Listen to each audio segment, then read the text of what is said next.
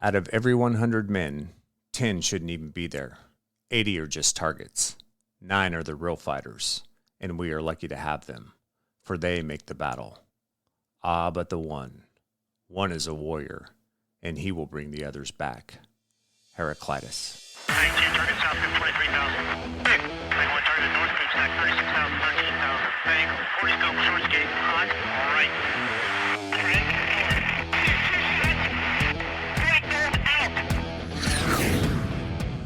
This is the Be One Change One podcast, where our mission is to help listeners define values, practice integrity, and inspire change. Our vision is to mentor men and empower them to achieve more by taking responsibility for shaping their own lives.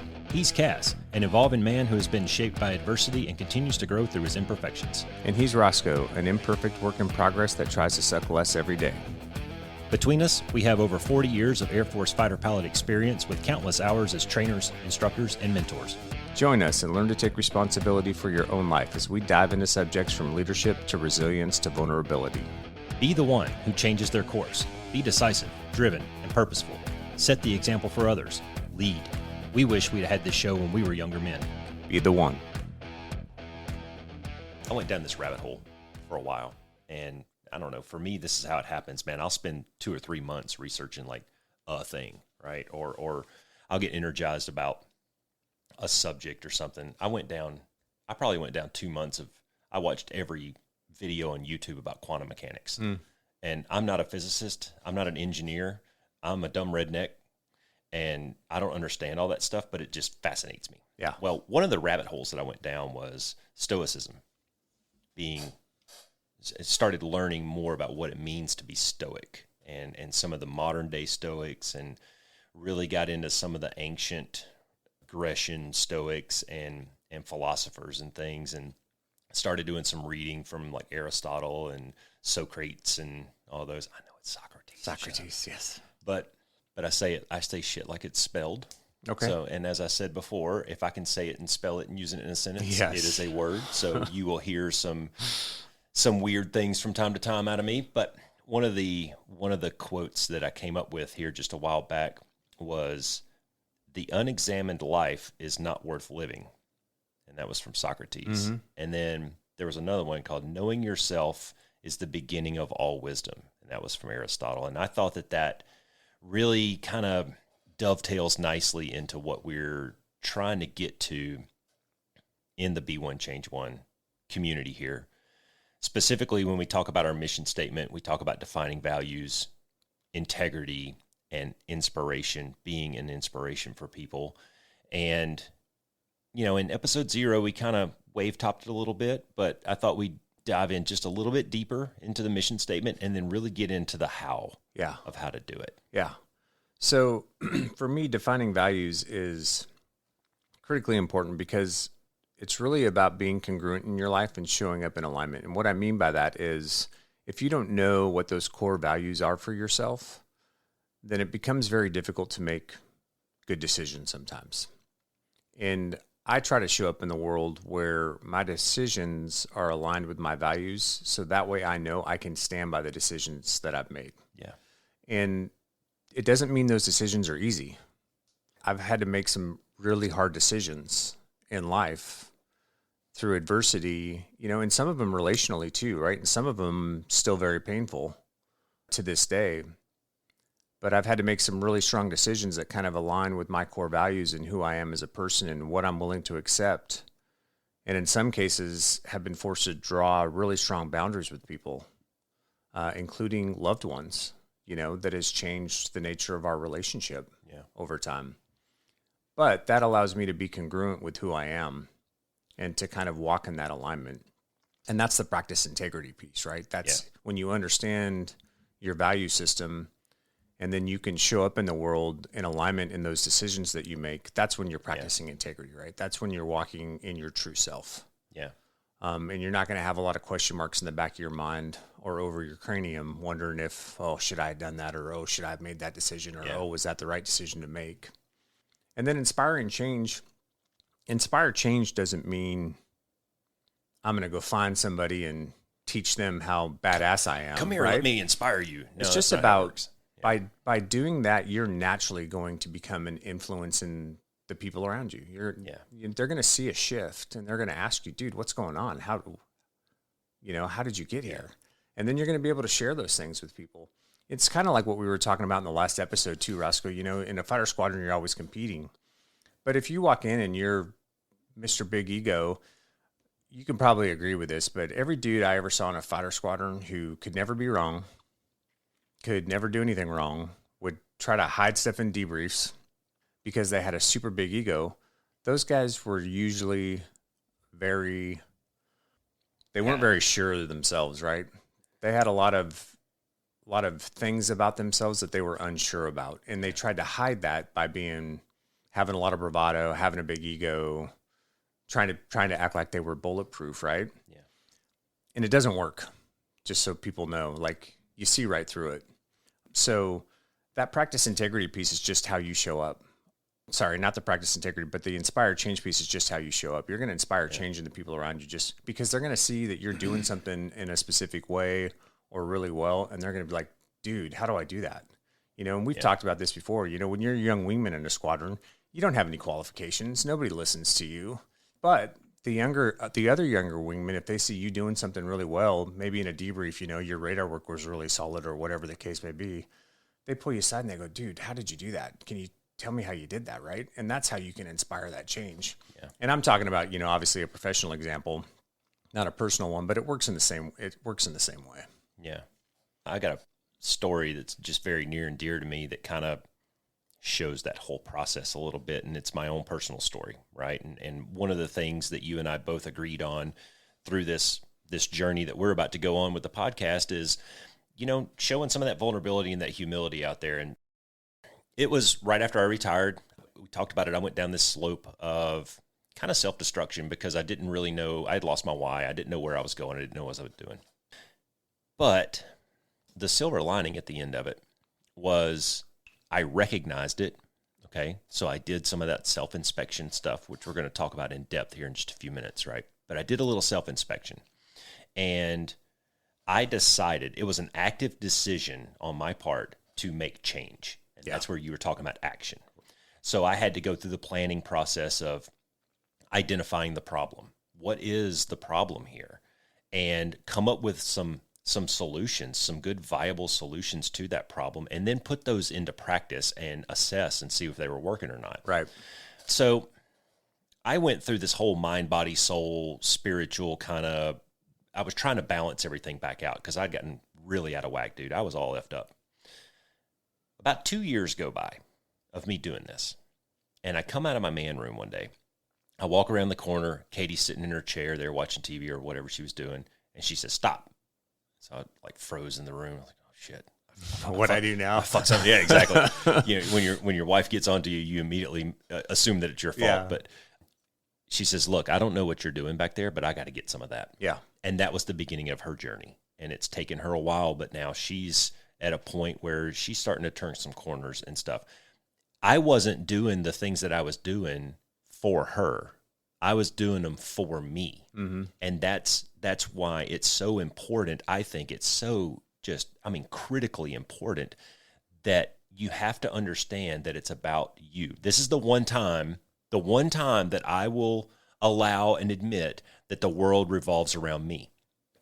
The world of self-inspection and self-growth revolves around me, and I'm not doing it for anyone else except me. Yep. So when I was going through that process of defining those values and trying to put those into action every day, you slip up, man. I'll tell you about my character Stan at some point, but that voice in your mind that talks you out of doing the things that you know that you need to do in order to walk in your values every day, you're going to mess up. You're going to slip. You're going to flip a guy off in traffic. You're going to present yourself in maybe a negative light at times. And as long as you can realize it and go back and go, man, I really wish that I would have handled that differently. How can I do that different the next time? You start to find like a calming. There's a little bit of a calming effect there, I think. Yeah. The noise starts to fall away from your life just a little bit. And when those situations arise, you can recognize them right off the bat. Eventually, other people start to notice that. They're Yeah. like, hold up. Roscoe's walking into the room with his chest out a little bit more, his head's up. You can tell that he's more confident. His words are more measured. You know, he speaks directly, but he's not mean about it. Yeah, there's a lot more clarity. Yeah, so that was kind of my personal story about how I influenced one person just by taking care of myself. And now she's doing it for herself, not for anyone else. She's doing it for herself. And that has in turn inspired another person, and it's a ripple effect. Yeah, and I think what's important about what you said right there too is that was like a 2-year process, right? Like, Yeah. I mean, it takes time. And so some of these things that we're going to take about, you're not going to sit down in 5 minutes with a little sheet of paper and go, oh, here's my values, and then I'm going to walk in this. Like this, Yeah. this kind of stuff takes time. You got to dedicate a little bit of effort and a little bit of time because these are hard questions. Well, it's taken me half a century to get here. Yeah, well, me too, right? Yeah. So, the mantra that I've always kind of lived by is humble, approachable, credible. But I wasn't always humble, and I wasn't always approachable either, And so, it's a process, and it's a process that it's an evolutionary process that you will continue to grow through, and it takes time. It takes time. It takes practice. It takes effort, and it takes self-inspection, which is what we're going to talk about today. Yeah. And, I hope that, I really hope that there's some dudes from my past that'll listen to this podcast, and they're probably going to listen to it because this guy's an asshole and just listen to it out of spite. Yeah. Right. I'm going to listen to this just so I can throw rocks at him. Okay, fine. I want you to know, first of all, I apologize wholeheartedly. Yeah. I got a lot of phone calls I need to make and apologize to people. But I also hope that you can get to a point where you can accept this truth, and that is, man, I was learning. Yeah. I was learning the hard way how to do some shit, and I didn't always do it right. Yeah. And I pissed a lot of people off, and I lost a lot of friends because of it, because I was ego driven, and some of it was product of my environment. I was thrust into situations that I wasn't prepared to handle. Yeah. And I was expected to perform, and I failed miserably at it. And I can give a lot of good examples of how I just wasn't ready for it. Now, that's no excuse. I should have sought out a mentor, and I should have listened to what they had to say, and I should have done some self-inspection and find out how I can show up better for these people. Instead, I thought I had all the answers, and I went at it the wrong way, and now my friends list is a lot smaller than it probably could have been. Yeah, because for of sure. that. So moving into the self-inspection piece, what do you think is like step one? How do we even get there? What is this self-inspection stuff all about? Well, to me, so being introspective is just a way to examine and reflect on your own thoughts, feelings, and behaviors. So it really involves kind of exploring what are your personal values? What are your beliefs? Because so much of what we are when we're younger is learned, right? Whether you grew up, in a Christian household with really traditional values that maybe you've adopted. We were talking about the example of, how sometimes you got people that may come from a relatively conservative family, and then they go to school and they come back from their first year of college, and their parents are like, what happened to you, right? Well, they've been exposed they've been exposed to all these new values and all these new ideas. And in some respects, that's just a process of people trying to define that stuff for themselves, right? But that, at its essence, that's what it is. It's trying to figure out what are those values, beliefs, motivations that you hold dear, and then how can those things help inform the decisions that I make in my life?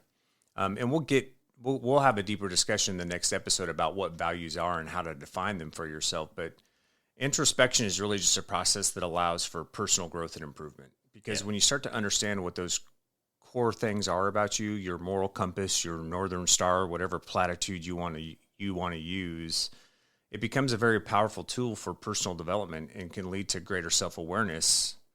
And that greater self-awareness will allow you to make better decisions that give you, a more fulfilled life, because the decisions that you're making are kind of congruent and aligned with who you really are, right? And and as a byproduct, that will lead to success in your life. Yeah, I think it's interesting, some of the words that you used in there, the congruency, the consistency, and understanding that these things, man, this is a process. It takes time.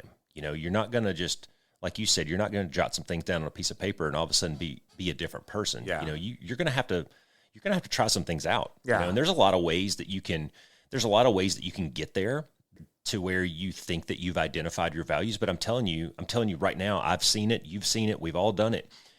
These are going to change over time, because your life circumstance is going to change. You're going to create a family. you're gonna have a new profession, or you're gonna have some kind of traumatic event or something like that in your life that's gonna shift your focus, shift the things that you hold on that pedestal as what you think are important. And something that I thought was interesting as you were talking, I was thinking about where some of these values come from. And I had done some digging a while back on from the DoD and all the services. I started looking at what their core values are. And for the Air Force, the core values are integrity, service, and excellence, right? Which are pretty, I mean, those are pretty solid. Sure. Okay, those are solid. So then I took it a step further and I started looking at Fortune 500 companies and started digging down into those. And what are the core values of some of these, like the Walmarts and the Amazons and the Facebooks and some of those? And I saw a lot of lines of parallel there.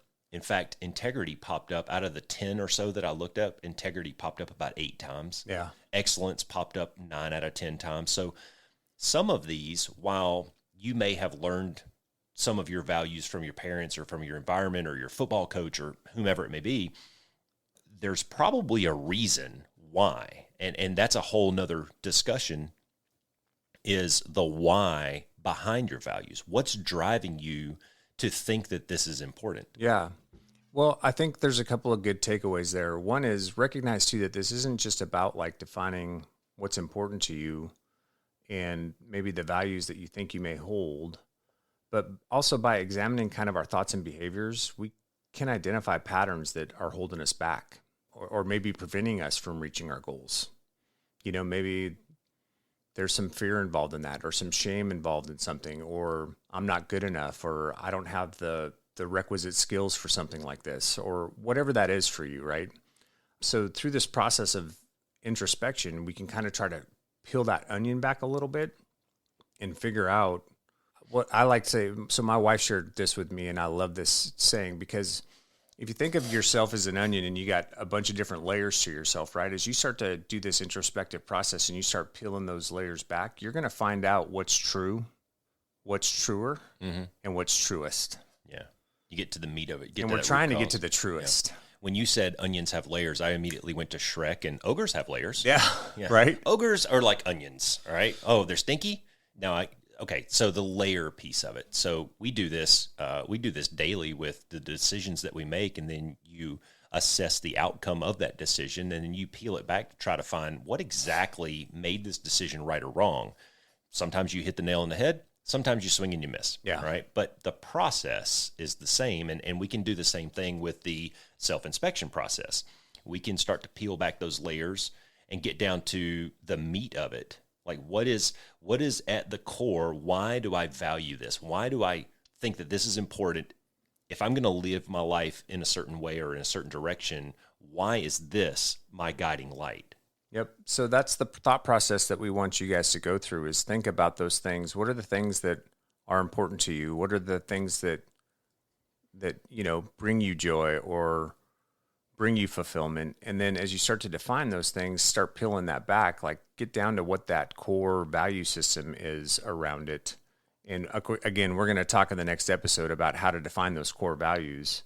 But as you do that process, then you'll start to think about the behaviors that you have and ask yourself, are those in alignment with what I really believe? You know, am I really showing up in the world in alignment with the things that I think are true?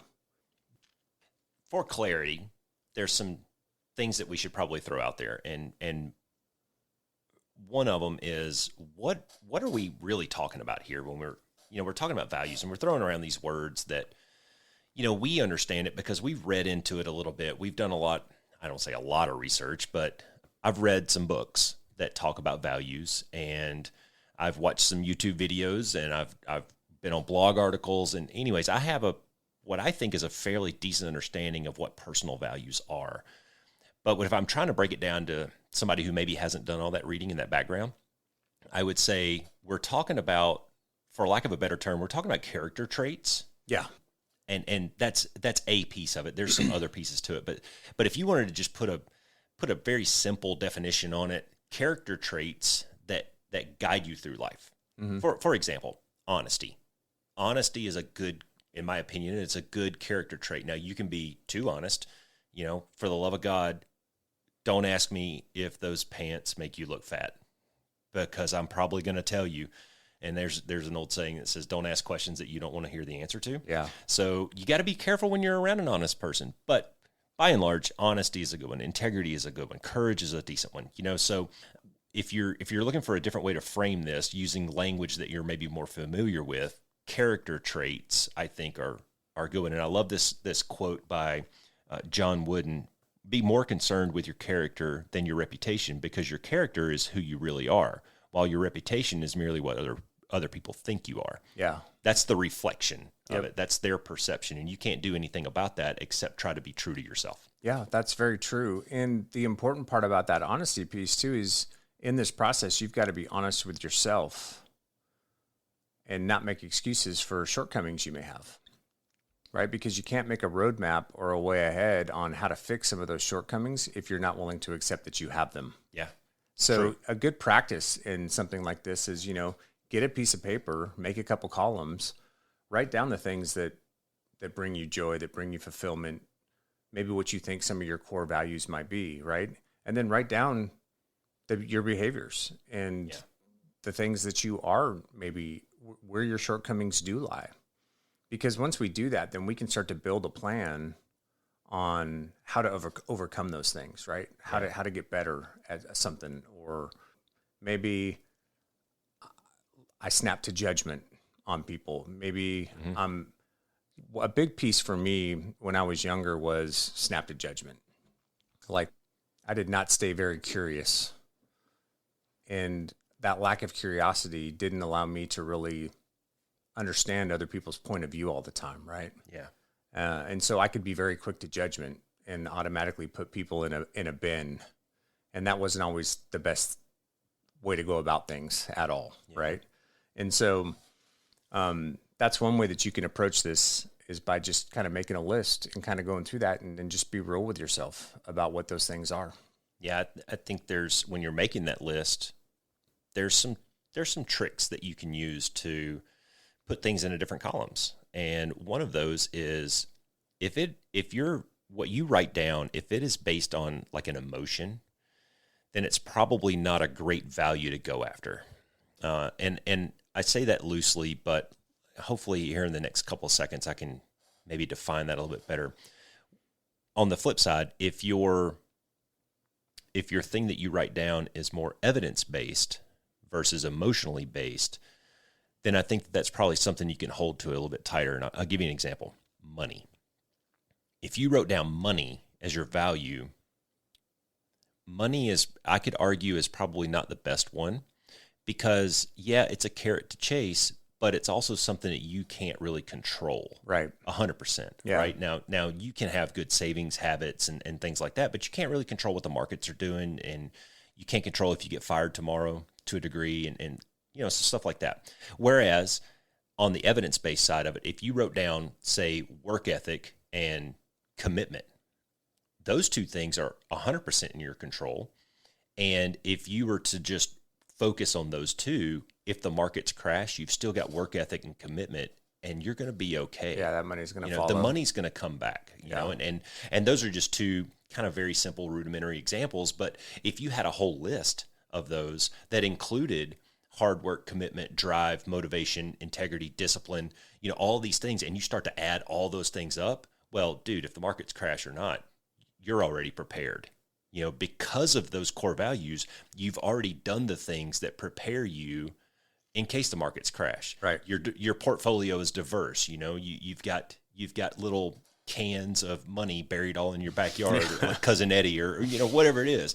So I think that there's a little bit of a distinction there between the two types of things that you may value, and rooting out the ones that are what I would call good values versus not good values. They are evidence-based. So I heard something one time that said a wise mind is logic and emotion and balance. Right? Because we can't completely negate the emotional side of ourselves, right? That's part of life. True. But as you're doing this, like you're saying, if something that you have is just completely emotion-based, then that may be a shortcoming versus, so we want to find those places where that logic and emotion are kind of in balance with each other. Yeah. To a certain extent too, right? Because that'll help us flesh out and really get into the nitty-gritty of what is the truest. Yeah. What is the truest peace? Yeah, when you're talking about emotions, you can't necessarily control your emotions because they're just a natural reaction to stimuli, fear, anger, those types of things. But you can control how you respond to those emotions. If you are a disciplined person, if you are a stoic type person, when you have a stimulus that would normally cause you to feel angry, rather than lash out and react to that stimulus, instead you take a measured response to the stimulus. And this is a daily challenge for me. Just driving over here this morning, somebody cut me off in traffic, and I wanted really bad to yell and scream and throw 4-letter words at them. Mm-hmm. Instead, I just gripped the steering wheel a little bit harder and swallowed hard and kept driving. And at the end of the day, if you do end up lashing out to someone, reacting to your emotions, it's gonna hurt you worse than it hurts them. I'll have to do the math. Okay, rule number 1 in life, never do math in public, but something like 84,000 or 86,000 seconds in a day, somebody pisses you off for 10 seconds. Yeah, was that worth ruining the rest of the day for? Why are you letting them ruin the other 85,000 seconds in the day? Yeah. So getting to a point where you can just kind of swallow hard and move on, I think is pretty cool too. Yeah, definitely. Yeah, and again, consider some of these questions as you go through this process too. Like, what are the messages and expectations that you have in your own life that have defined your behavior? Because they may not be in a complete alignment. So, for instance, I was raised in a very conservative Christian family where everything was black and white. Like, it's good, bad, it's right, wrong, and very little in between. And as I've grown and I've experienced life and I've seen situations, whether it's with friends or family or myself, I've realized that most things in life are not typically that black and white. There's usually a lot of shades of gray in there, right? And so a lot of those pieces that I grew up with, they've informed who I am as a person, and to some respects still have defined how I show up. But a lot of that stuff has shifted for me too, right? Just because of my own experiences in life and some of the things that I've seen and done, and how that shaped me and helped me kind of really redefine for myself what those core characteristics and those core values are. And that's just all part of that self-inspection process. Well, a lot of that's just the way that you've transitioned from youth to adolescence to adulthood. It is. And the power of the influences that you had during those times. And I mean, you can't stress enough how much the military changes that for a person. I've seen it so many times. I mean, I needed it when I went to basic training, man. I was just not a good person. I was not well-rounded. I was raised in a Baptist household and community. My grandpa was a Baptist preacher. I had been taught all these things. I had chosen not to live by them. I'd been out of the house for a couple of years, so I was kind of doing my version of Rumspringer. But when I joined the military, that enforced and made me have the discipline to do some of these things. Now you can't force somebody to have integrity, but you can hold them accountable when they don't. Yeah. And so, moving in, further down this self-inspection path is, when we get into the how do we do it kind of thing, you offer the technique of writing things down. There's a lot of different exercises that you can do, but I think first let's just set some rules of engagement here. All right. ROEs. First of all, you have to be honest. Yep. Right? You're not going to get anywhere if you're lying to yourself. And again, this is 100% on you. Yep. Nobody's going to do this for you. So you have to be honest with yourself. And if you go, and one of the exercises that I do for new guys that I'm coaching is I tell them, take off all your clothes, stand in front of the mirror, and stare at yourself for 60 seconds. If you can't find something wrong, congratulations, you're superhuman. You're like a god, okay? But I guarantee you in 60 seconds, you'll find something. Maybe you need to shave. Maybe you need a haircut. You got one eyebrow that's going off like a grandpa over here, getting a little soft around the midsection. If you can't find something physically, if you're just a perfect physical specimen, then look into your eyes, stare into your soul, get down and start asking yourself some of those questions. Was I a good person today? However you define that. Another piece to it is you have to have a little humility when you're doing this. So you got to be honest, you got to have a little humility, and you got to be able to point those things out to yourself. Write them down, internalize them, however you're going to do it. You got to have some courage. You do. And the other thing I would say too is if you're not going to start today, you're not going to start tomorrow. You just got to start. There's never going to be enough time. Nope. There's never going to be a right time. If you go through life thinking, well, if I just wait until this happens, or if this happens, like that's how you get to be the 40-year-old dude who's in a job that he hates and has no direction or purpose in life. That's valid. Because he sat there and at every juncture where he could have made or taken advantage of a new opportunity, he decided he couldn't because it wasn't the right time. That's an excuse. Don't do it to yourself. You got to step out. And that's not to say that, it's not to say you need to change jobs every year or anything, but I mean, eventually, hopefully you'll find something that you enjoy and you can stick to it and build a career off of that. Yeah. But don't be afraid to pivot, man. No, don't be afraid to. And what I mean by that, just to get a little more specific, is like, you're never going to have enough money. It's never going to be, well, I'll wait until I get married and then I can do X, or I'll wait until I get promoted to this position and then I'll be able to do this, right? Sometimes you just got to have a little faith, believe in yourself, and step out and see where it takes you. Yeah. You can always pivot. You can always adjust course. The goal doesn't change. The goal doesn't change. How you get there might change, but the goal doesn't change. Yep. One of the things that I tell kids is, we just had a big graduation party out at the house. I had, 12, 15, 18-year-old boys out there, boys and girls, out there swimming in the pool and whatnot. And we got ready to cut the cake, and it was all awesome. And I got them around. And, of course, I like to talk and I like to tell stories. So I got up and I said a few words. And the first thing I said to them was, I turned around to all of them. They were sitting there, and I said, hey, congratulations. The easiest part of your life is over. Yeah. They just graduated higgoing to school. They got their diplomas and all that. It only gets more difficult. It does. As you start adding layers onto your life, you're going to have to start a career. You're going to have to figure out what car to drive. You're going to have to hopefully meet a significant other and start building a family. And life continues to hit you.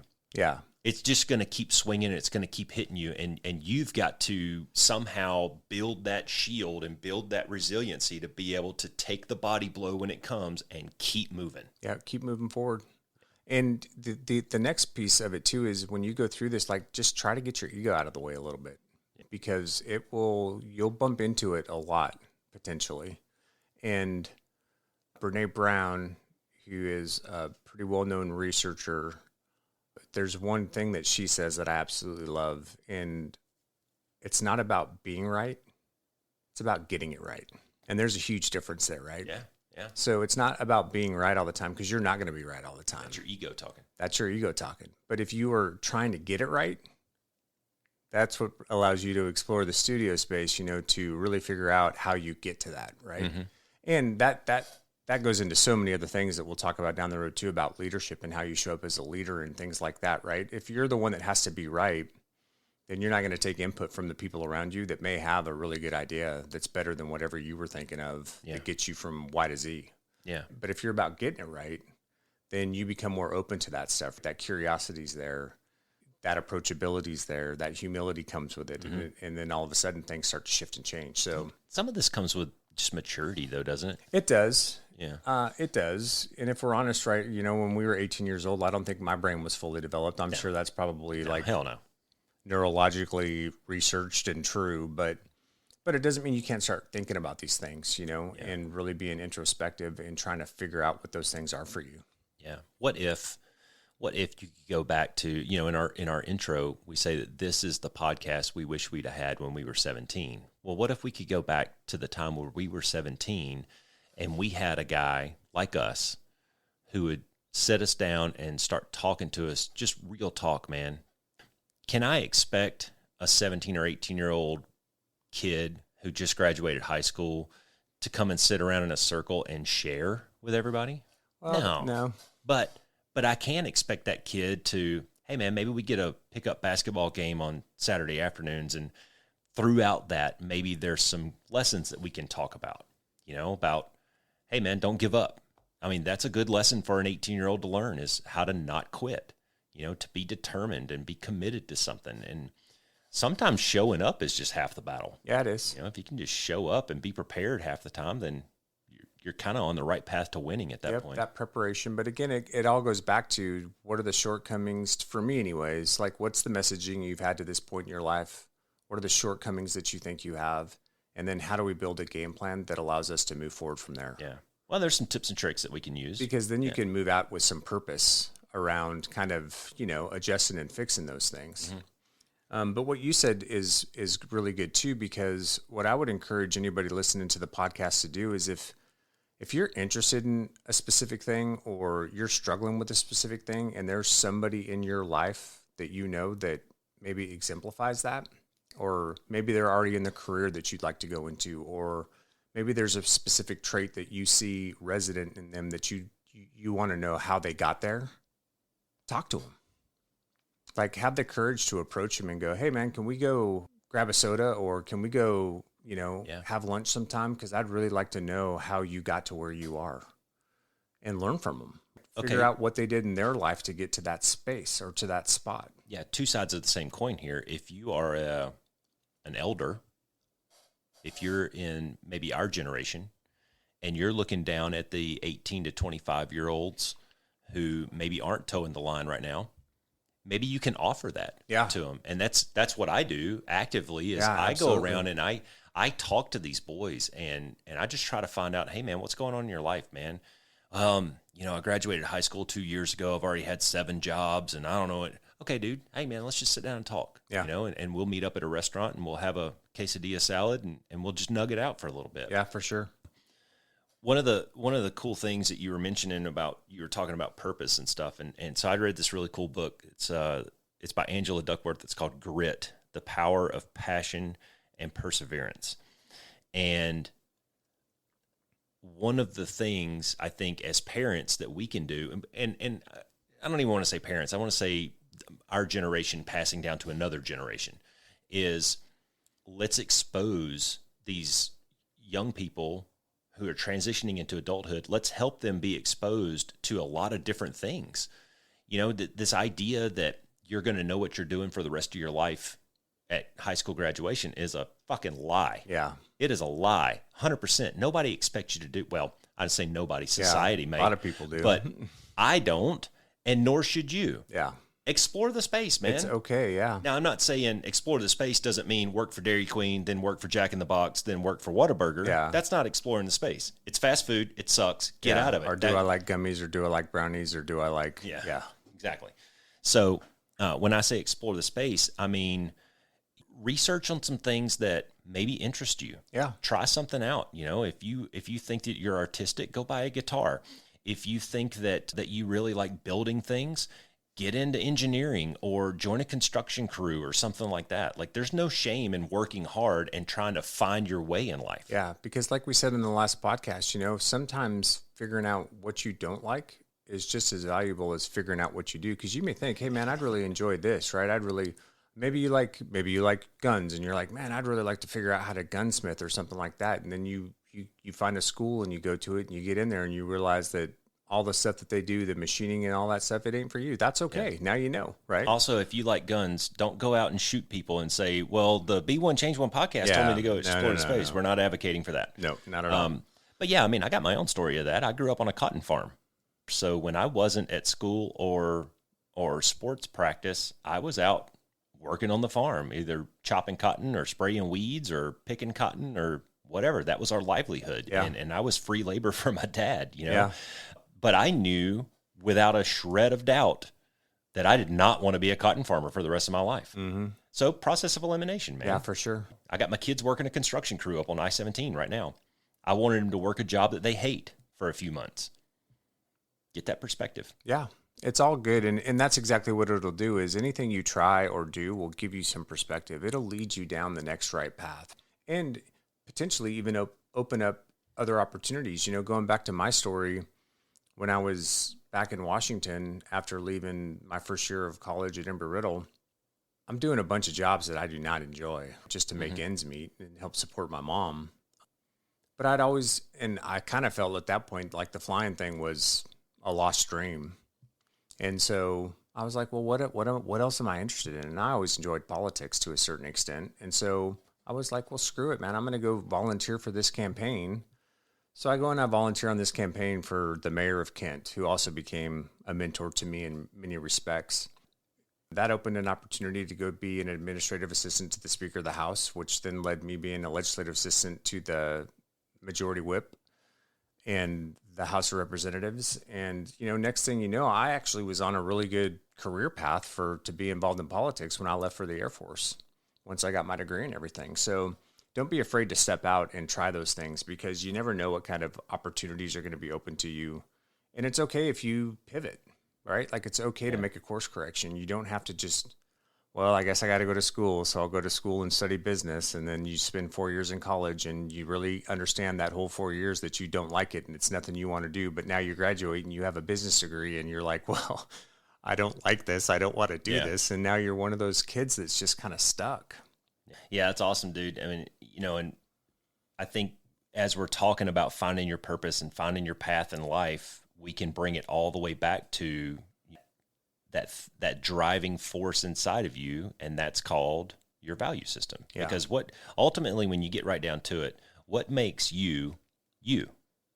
That's your values. That's how you're presenting yourself to the rest of the world, and nobody can take that away from you, because that's your character. Yeah. For example, when I was younger, a strong value for me was service, right? That's what led me to come back and kind of forego my own dreams and desires to take care of my mom. That's what led me to the military. This idea of serving, and being a part of something that's bigger than just me and stuff like that. And it served me very well. Right. So maybe service is something that's important to you. Well, you can do that in a bunch of different ways, right? You can go volunteer times in some respect that you enjoy. Maybe you were a great athlete and you'd like to go coach, or maybe you want to join the Peace Corps, and go see the world and get some exposure to other cultures and other places and other things through service. There's so many things that you can do. Join the military, right? There's a lot of kids that join the military because they have that passion or desire to serve. And all of those things will be stepping stones to you getting to and figuring out what it is that you're eventually going to end up doing or being. You know what I mean? Yeah. But the important thing in all of this is to recognize that it's a process, man. So be patient with yourself. This isn't something you're going to figure out overnight. This takes time, and it takes effort, and it takes a little discipline to go through these things and really be introspective and figuring out what those things are, and then coming up with a game plan that allows you to move forward. Yeah. And we were sharing stories off air a little bit ago, and I was telling this story about, I ran this Xterra race over here in the mountains a while back, and for 2 hours and 38 minutes, I focused on nothing except where my next foot was going to land on the earth. Left foot, right foot, don't hit the rocks. Don't trip, because it's all uphill and downhill, big rocks. And it was a blast. Yeah. Highly recommended. It was a trail run. It was. But I say that because I'm leading into how we can get in the right headspace to start to identify some of these things and do the act of self-inspection. And one of those things is through finding a way to just clear your mind. Some people use meditation. They float Zen-like in the lotus position around their house. I don't know how they do it, but I'm more of a visualization kind of person. But I think going out and putting yourself through some kind of crucible, some kind of hard event where you can focus on nothing else, I think that just clears your mind a little bit. And at the end of that 2 hours and 38 minutes, I got back in my truck. I was like, man, I didn't, for a couple hours today, I didn't care that the yard needed mowing, or the trash needed taken out, or the bills weren't paid, or I pissed my wife off, or whatever it was. It was just complete clarity, singular focus on one single thing. So do you have any techniques on what you might use? Yeah, so I know people that journal. That works well for some people. It just is, it allows them to get thoughts out on a piece of paper where they can go back and reference that, and kind of capture and distill down what they meant by whatever was pouring out of their brain at the time. For me, it's exercise. Sometimes just going to the gym and working through a real hard treadmill block into a weight room block. Yeah. I'm almost out of body sometimes when I'm doing it because I'm focused on, some thought in my mind or something that I'm trying to overcome, or I'm in some ways mission planning to a certain extent, like, okay, here's the objective, here's my desired outcomes, and then what's the tactical game plan to get there, So for me, exercise is kind of a meditative process for me, for sure. Walking sometimes, Yeah. The other thing for me too is like I'm an early riser, so getting up early in the morning and being able to just sit down with a cup of coffee and have the house quiet without any distractions lets me work through that process as well. But it's different for everybody, right? You're going to find your own thing, but it's important to find that quiet space where you can do some of this work, because you really need to be able to focus and then just be open to it too. Like, be open to the process and don't judge whatever's popping up in your mind. Just let that stuff kind of flow out and jot it down. And then you can kind of refine and distill it down from there. Yeah. But try to be kind to yourself in this process, because there's going to be some stuff that comes up and you're going to be like, that's not me. I don't believe that, well, it probably really is you. Right. And that's where that honesty piece comes in. Right. So just be honest with yourself in this process, and be courageous in it, but also be kind to yourself in the process, right? Like, it's okay. Like, this is how we improve. This is how we get better. Yeah. It's not easy. Yeah. There's something cathartic to me about just going for a walk. And I did this challenge a while back called the 12-hour walk. And it was Colin O'Brady started it, and he set the record for transversing Antarctica solo a few years ago or whatever. So he came up with this challenge called the 12-hour walk, right? And his challenge is, you don't take a phone, you don't take headphones, you don't take anything with you. You just walk. You just go out your house and you're away for 12 hours. So back in February, I strapped up my backpack, I packed my lunches, I had some water, and I had my phone with me only because I needed my pedometer. I wanted to know how far I went that day. And I had a blank piece of paper and a pen in my pocket. And I walked for 12 hours. I found me a nice little outcropping over the river and had lunch, and I sunbathed for a little bit, and I took a different path home. I ended up walking almost 25 miles that day. And yeah, I was hurting and I was sore, but the cool thing was, two things happened. One, about 3 hours into this walk is when my first problem really came to the forefront of my mind, and I dug into it for about an hour, and just hearing the crunch under my feet, it was so simple. And I was able to dig down into that problem, and I diagrammed it out 1, 2, 3, 4, 5. And so when I got home that night, I was able to go and put it into my computer and really break it out, But I kind of got to the root of it. I peeled that onion back. Yeah. And during that walk. And then the other thing that happened was, at about the 8 hour and 29 minute mark, I wrote down on my paper, this is it. Everything hurts. And that's why I came. That was the reason that I did the 12-hour walk, is I wanted to get to a point where everything sucked and then figure out how to push through it. Yeah. And that was my mental toughness challenge for the day. Well, and doing hard things will show you that strength in yourself, right? 100%. So if you struggle with that stuff, like doing something hard, running a 5K, whatever that hard thing is for you, take the shot, go do it, right? Because you might see that you're more resilient or more capable than you've allowed yourself to believe. And you might fail. Yeah, and that's okay too. But now you can go, okay, well, I got to this point, and so what I need to do to get to that, train a little bit harder, is do this, That's right? right. Yep. You can come up with a game plan. The important thing there, I think, is just never give up. Yep. Never quit. And that would, that's going to be a big theme of the messaging throughout, is just don't quit. Just don't give up. Don't give up on yourself. Yeah. Don't give up on your passions. You're worth it. Exactly. Just keep moving. And sometimes, like I still coach my kids this, just move the ball a little bit. Every now and then you might have to punt. Not every play is going to work out the way you diagrammed it. Yeah. The defense gets a vote. Yeah, like not every play's a touchdown. When we were flying, the enemy gets a vote. If they move their surface-to-air missile site 1 mile, it changes our whole freaking game plan, or man. you get there and there's more air-to-air adversaries than what Intel thought there was going to be, and now the picture's completely different than what you planned on. Exactly. So the point is, though, is you don't quit. Yeah. You don't give up. Make a smart audible. Sometimes you have to just return back to the cap, reallocate your forces, Maybe you just call and knock it off for the day, and you go home and you replan.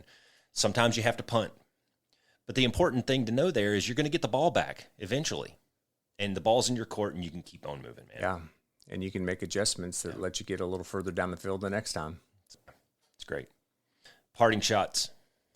Self-inspection, it's a difficult process. It's an evolving process. Be patient with yourself. Be honest with yourself. Be courageous in the event of it to make sure that you're really distilling it down and peeling back that onion so that you can get to what's true, what's truer, and what's truest. Yep. I'd like to leave people with stay humble and don't give up. Yep. That's it. It's a process. It's a long process. But if you just focus on moving the ball a little bit every day, you don't have to win. You don't have to win this year. You don't have to win your career. You don't have to win your retirement. All you have to do is win today. That's it. And if you can just keep your focus on the near rocks, focus on today, win today, be the best version of yourself that you can today, and do that every day for the rest of your life, then I think you're doing pretty good. Yeah, you'll be successful. Yeah. Anything else? That's it. We'll see you guys next time. Values is the next one up. All right. Be the one. Thanks for flying with the Be One Change One podcast. If you got something out of this show, then be the one and share it in your circles of influence. You can be our wingman through our website at www.be1change1.com. That's B and the number 1, change and the number 1.com. We invite you to be the one and join our fighter squadron on social media at Be1Change1 on Facebook, YouTube, and Twitter. You can follow us at Paul Roscoe White on Facebook, Instagram, and LinkedIn, as well as Roscoe's website, www.paulroscoewhite.com. You can email us from the website and please leave comments, share, and ask questions, or leave ideas of things you would like to discuss on future podcasts. Most importantly, be the one that helps us win the algorithm by leaving a review on whatever platform you're listening on. Thanks for joining. Until next time, be the one.